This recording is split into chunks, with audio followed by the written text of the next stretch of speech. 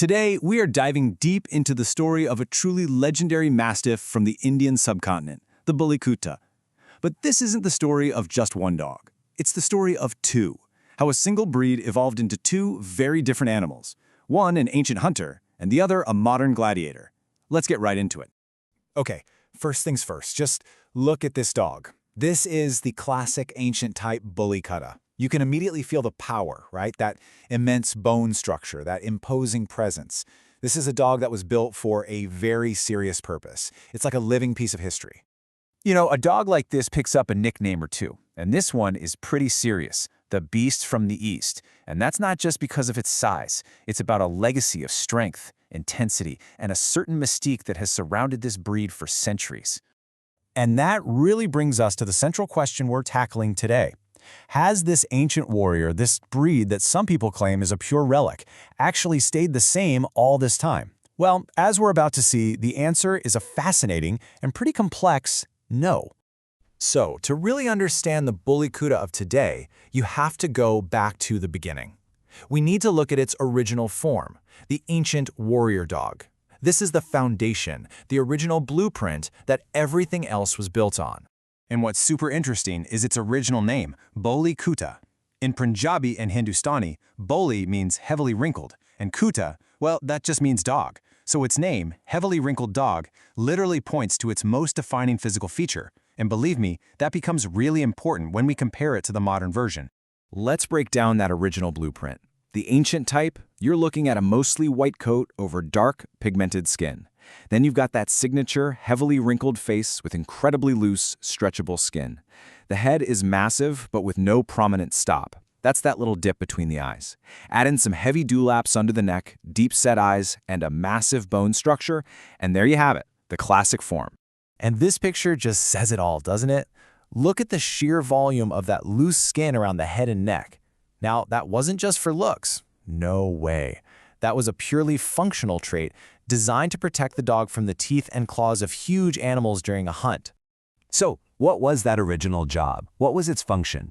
This was absolutely not a pet. This was a purpose-bred working dog, a hunter for royalty no less. Its form was directly shaped by its incredibly formidable purpose. The history here is just incredible. We're talking about dogs used in war by Persian armies, prized by royalty in southern India. Then, during the Mughal Empire, Emperor Akbar himself was using Bully Kuttas to hunt enormous game. Things like tigers and bears. I mean, can you imagine? By 1864, they were even being shown off in London as the Indian Mastiff, so their reputation had clearly spread far and wide. But then, history took a turn. New influences arrived on the subcontinent, and these influences would send the breed down a completely different evolutionary path, forging a whole new version of the Bully Kutta. The big catalyst for all this change was the British colonial era. When the British soldiers and officials showed up, they brought their own dogs, and this sparked a massive period of experimentation, crossing these incredibly powerful native mastiffs with all sorts of Western breeds. And the list of what they threw into the mix is pretty extensive. We're talking English Mastiffs and Bulldogs for more bulk and that famous tenacity, Great Danes to add some height, and even Bull Terriers for that compact power. They even used local sighthounds, like the Tazi, to try and boost agility and speed in some of the lines. And here is the absolute crucial point.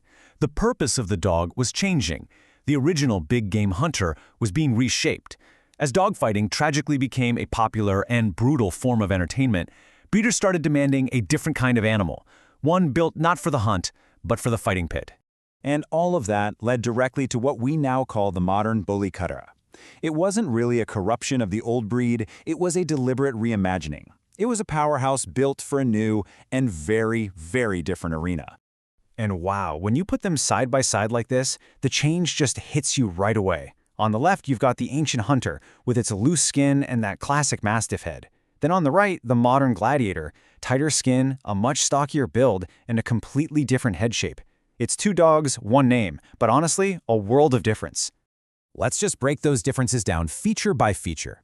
The skin went from very loose and wrinkled to much tighter. The head, which had no prominent stop, now has a very prominent one. Even the coat colors opened up to a wider variety. But the biggest changes were in the build and temperament. The powerful hunter build became stockier, more muscular, and the temperament was specifically bred to be more aggressive and trainable for that new, brutal role.